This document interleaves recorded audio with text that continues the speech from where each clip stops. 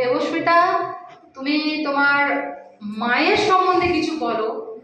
এটা শুধুই মাত্র তোমার জন্য। আমি বুঝতে পারছি তোমার চোখটা অন্যরকম, কারণ সন্তান জিনিসটাই অন্যরকম।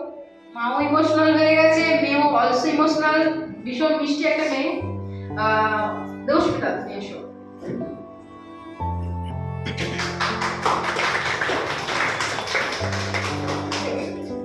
গুড আফটারনুন সবাইকে।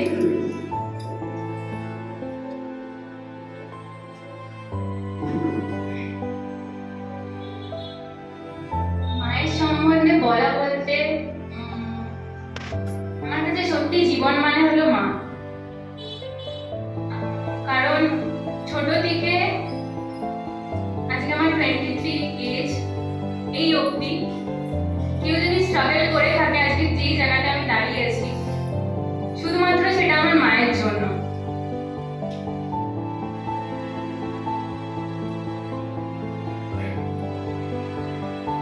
আর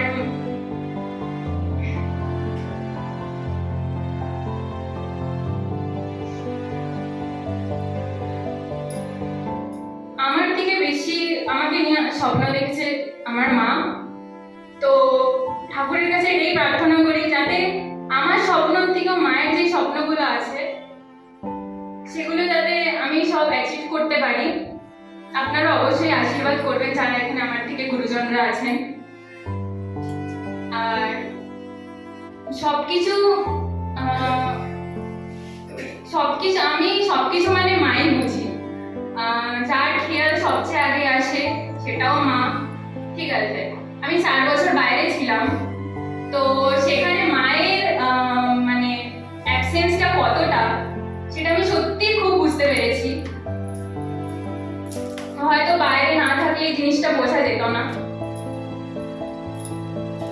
তো এটাই সবাইকে বলবো যে মা হচ্ছে খুবই একটা স্পেশাল জিনিস। ঠিক আছে, হ্যাঁ হয়তো কোনো কোনো সময় আমার ক্ষেত্রেও হয়েছে, আমি কখনো কখনো মাকে হার্ট করে ফেলেছি। তো তার জন্য সে বড় হয়ে গুরুজন হয়ে আমাকে ক্ষমা করে দিয়েছে। ঠিক আছে, তার মানে এটা নয় যে সব সময় তাকে আমি হার্ট করতেই থাকবো আর সব সময় সে আমাকে অবশ্যই সে আমাকে ঠিক পথে গাইড করবে, এটাই স্বাভাবিক। তো